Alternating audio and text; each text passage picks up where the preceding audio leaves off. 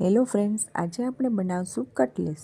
Cutlets બનાવવા માટે મેં બાફેલા બટેટા, વધેલા રાંધેલા ભાત, ધાણા, લસણ, ડુંગળી, મરચાં, આદુ, ફુદીનાના સૂકા પાન, ચણાની જે દાળ આવે તે, ધાણા જીરું, ચટણી, હળદર, હિંગ, ગરમ મસાલો, આમચૂર પાવડર, ખાંડ, મીઠું અને ટોસ્ટનો ભૂકો.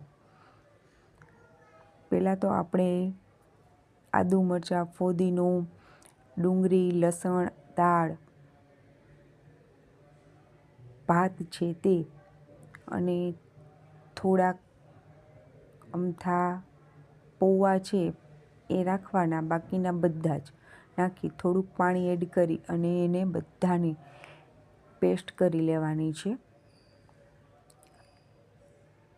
પછી આપણે બાફેલા બટેટા છે તેમનો માવો બનાવી લેવાનો છે અને આ બધું ક્રશ કરેલું એમાં એડ કરવાનું છે ને બધા જ મસાલા છે એ એડ કરી દેવાના અને સારી રીતે મિક્સ કરી અને તમને જે શેપમાં પસંદ હોય એ શેપની ટિક્કી વાળવાની છે. એમાં થોડોક બ્રેડનો ભૂકો પણ એટલે કે ટોસ્ટનો ભૂકો પણ તમે એડ કરવાનો છે.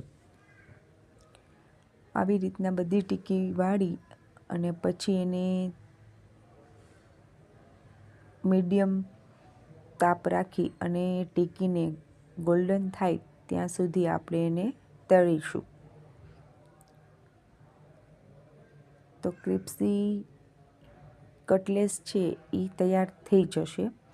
કોઈને ખ્યાલ પણ નહીં આવે કે આ વધેલા ભાતમાંથી બનાવેલી છે. તો આવી કટલેસ બધી જ બની જાય એટલે એને બટર પેપર ઉપર કાઢી લેવાની, જેથી વધારાનું તેલ છે એ નીકળી જાય અને પછી તમે એને ગ્રીન ચટણી અથવા તો ટોમેટો કેચઅપ સાથે ને સર્વ કરી શકો છો. તો આ ખાવામાં સરસ લાગે છે. તમે એક વખત જરૂર ટ્રાય કરજો અને તમને જો મારો આ વિડીયો ગમ્યો હોય તો લાઈક, શેર અને સબસ્ક્રાઈબ કરવાનું ભૂલતા નહીં. Thank you for watching.